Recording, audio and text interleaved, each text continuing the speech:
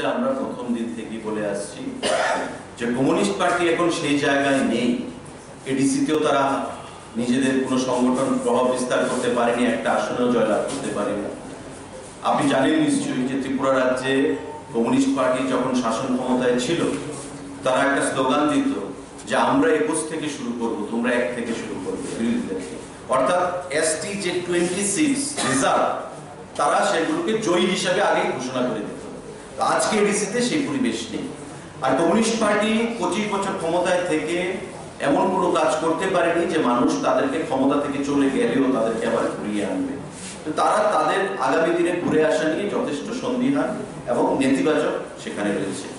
তাই সর্বভারতীয় রাজনীতির প্রেক্ষাপটে যেহেতু কংগ্রেস, তৃণমূল এবং কমিউনিস্ট বর্তমানে একই সঙ্গে রয়েছে, তাই কমিউনিস্ট এবং তৃণমূলের মধ্যে যে ট্যাসিট আন্ডারস্ট্যান্ডিং, আমরা যদি বিমান বসুর কথায় ধরি যে আগামী দিনে আমাদের তৃণমূলের সঙ্গে চলতে কোনো আপত্তি নেই, স্বাভাবিক ক্ষেত্রে ত্রিপুরাকে তারা বেছে নিয়েছে যে কমিউনিস্টকে যদি এভাবে কিছু অক্সিজেন প্রদান করা যায় যাতে তারা বেরিয়ে আসে। এবং আপনি দেখেছেন মানিক সরকারকে আমরা স্বচ্ছ বলে জানি, স্বচ্ছতার প্রতীক প্রচার করতেন বামফ্রন্টের সময়, শান্তির প্রতীক, শান্তির দূত।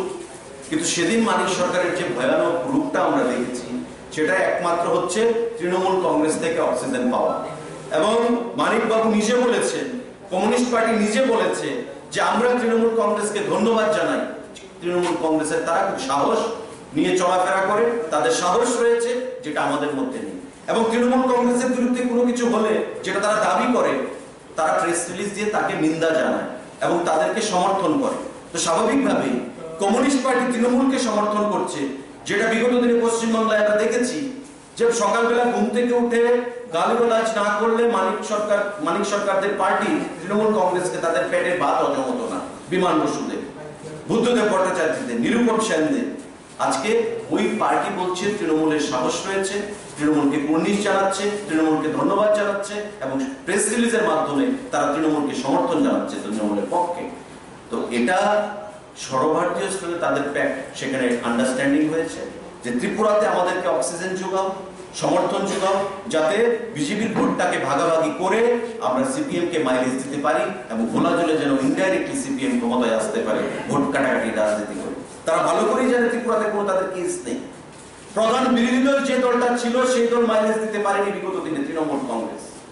আর আজকে তো তাদের একটা বিধায়ক নেই, একটা গ্রাম সভার প্রধান নেই, একটা পঞ্চায়েত মেম্বার নেই, আজকে একটা তাদের বুথ কমিটি নেই। তারা কি করে ক্ষমতায় আসবে?